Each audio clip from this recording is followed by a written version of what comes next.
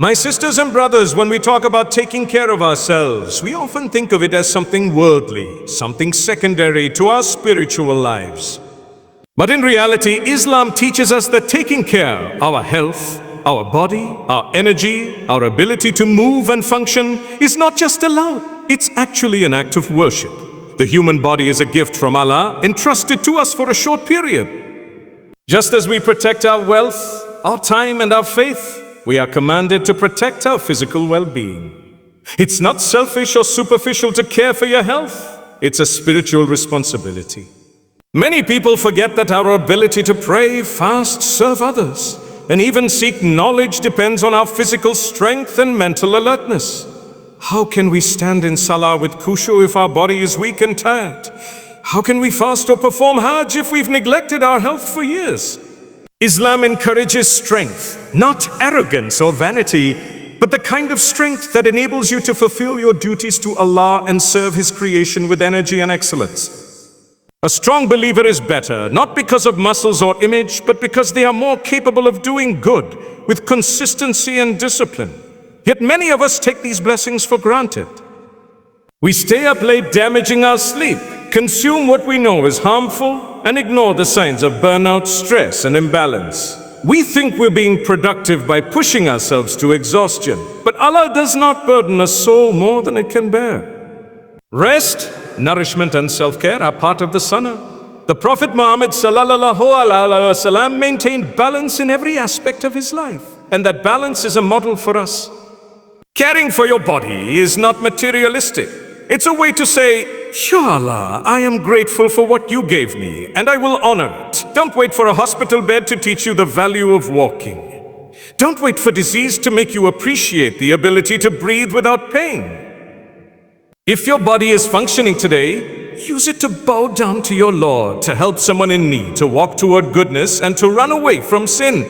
Every heartbeat is a chance to return to Him. In a world flooded with fast food, processed snacks, and sugary temptations, we often forget the value of what we put into our bodies. But Islam never separates the physical from the spiritual. What you eat, how you eat, and the attitude with which you approach food all reflect your relationship with Allah. The Quran commands us to eat from what is pure and good. That means nourishing your body with what is clean, lawful, and beneficial, not just what tastes good in the moment. Because your body isn't a garbage bin for your cravings, it's a vessel given to you by Allah to serve Him in the best state possible. It's easy to think of health as something disconnected from our deen, but it's deeply intertwined. Your food impacts your mood, your energy, your ability to concentrate in salah, your motivation to seek knowledge, and even your patience with others. When the body is overloaded with unhealthy, artificial, or excessive food, it becomes sluggish. The soul, though pure, resides in this body. And when the body is dulled, so too is the clarity of the heart. Purity isn't just about what you say or wear. It's also about what you consume, what you digest, and how you take care of the inner system that supports your worship. The Prophet Muhammad ﷺ didn't eat excessively even when food was available. He taught moderation and gratitude. He would eat slowly, sit while eating, and praise Allah before and after meals. Today, these sunnahs align perfectly with what modern nutritionists now recommend. But more importantly, they are pathways to barakah. It's not always about how much you eat. It's about how much peace that food brings to your body and how close it brings you to Allah. Many people eat just to fill an emotional void, to numb pain, or out of boredom. But we must return to intentional living. Ask yourself, is this food healing me or harming me? Is it giving me the strength to wake up for Fajr, to walk with energy, to serve others with a smile? Or is it weighing me down and taking me further from the person Allah wants me to be? This body, this stomach, these hands that feed you, they will all testify on the Day of Judgment, so feed them with care, feed them with consciousness, and above all, feed them with gratitude. Don't wait until your health declines to realize that food was always meant to fuel your soul, not just your body. Choose purity over pleasure, discipline over desire, and nourishment over nafs. Because the strength you need to walk the path of Allah begins with what you place on your plate. In a time when hustle culture glorifies exhaustion and rest is seen as laziness, it's it's important to return to the balance that Islam teaches. Sleep is not a waste of time. It's not a sign of weakness. It's a divine mercy and a necessity that even the most spiritually elevated people, including the Prophet Muhammad sallallahu alaihi wasallam, embraced without guilt.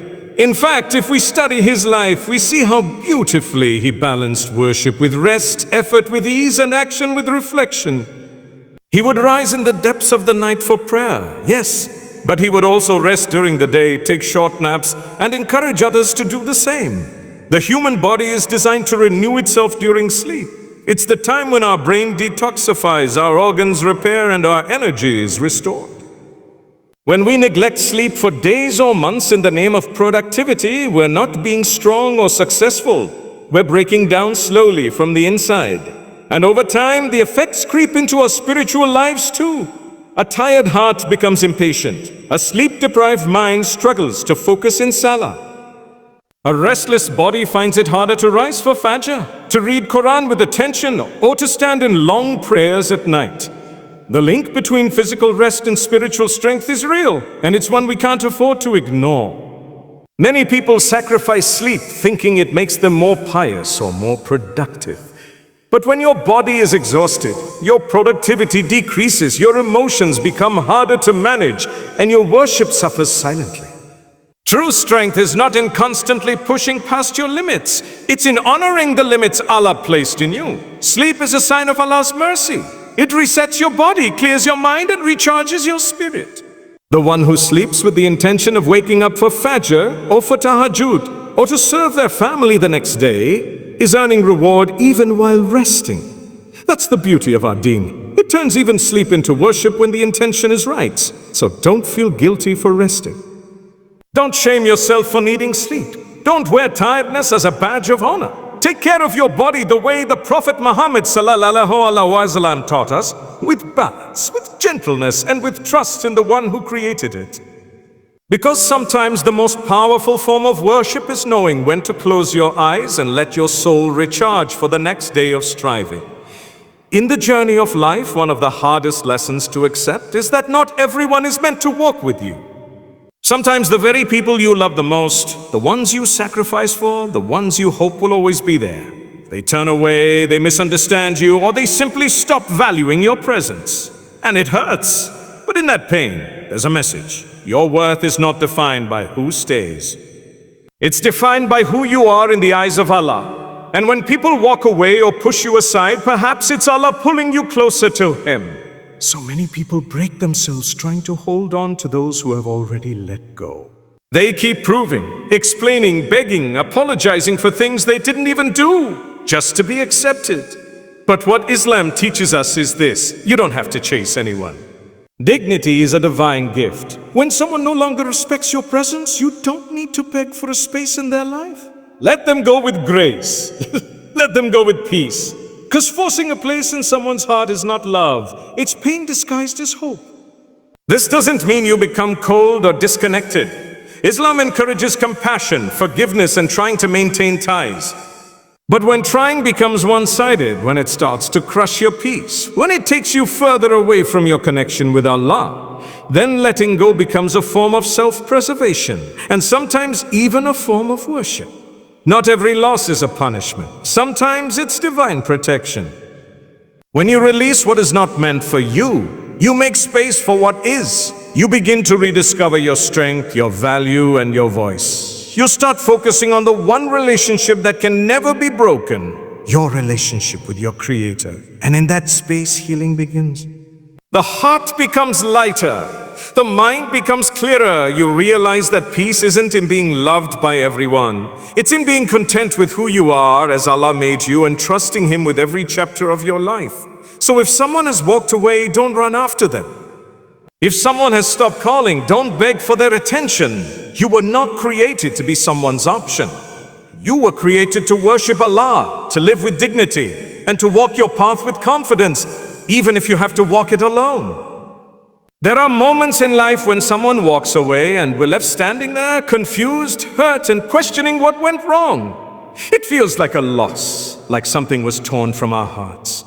But sometimes what we see as heartbreak is actually a hidden mercy from Allah. Sometimes separation is not a punishment, it's protection. You may not see it immediately, but in time you'll understand that some people were never meant to stay. They were part of your journey, not your destination. And the pain of their departure was a necessary part of your growth.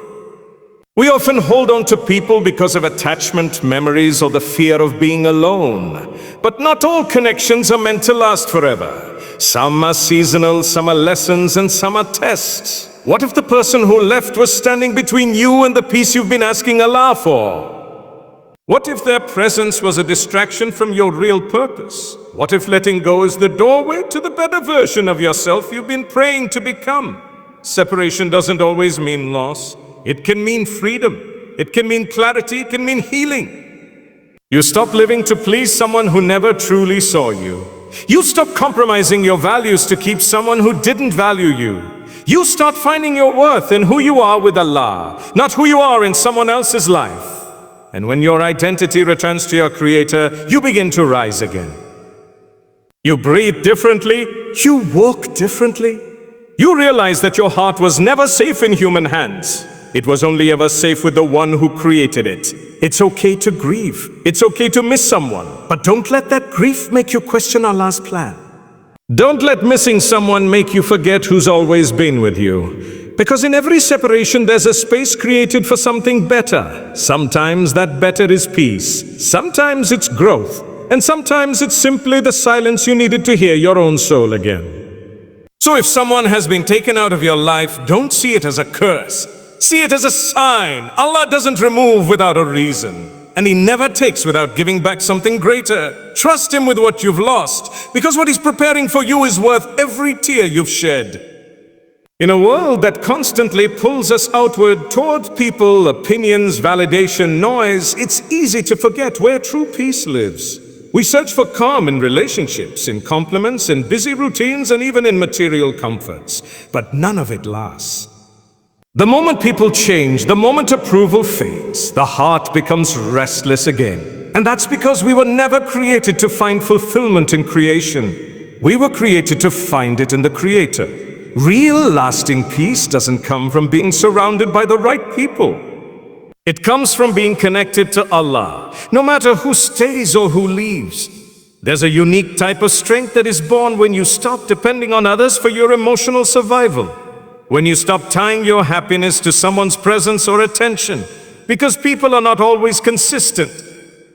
They can love you one day and turn away the next. They can promise forever and leave in a moment. But Allah, He never changes. His mercy doesn't run out. His love isn't based on how flawless you are. He is there in your lowest moment, in your silent cries, in the nights when no one else understands what you're carrying in your heart. It's in those quiet, sincere moments of salah that the heart breathes again. It's in the remembrance of Allah, in a whispered dua, in a tear shed in sujud, that healing begins. And the most beautiful part, you don't have to be perfect to feel it. You just have to show up. Come to Him as you are, wounded, tired, unsure, and He will fill you with a peace that doesn't make sense to the world, but makes all the sense in the soul. Let them talk. Let them walk away. Let them misunderstand you. You're not here to please them. You're here to fulfill your purpose. And the more you let go of needing people to validate your worth, the more space you make for Allah to guide your heart, elevate your soul, and bring you a calm that no one can take away. Because the most peaceful life is not the one with the least problems. It's the one with the strongest connection to Allah, no matter what the storm looks like outside.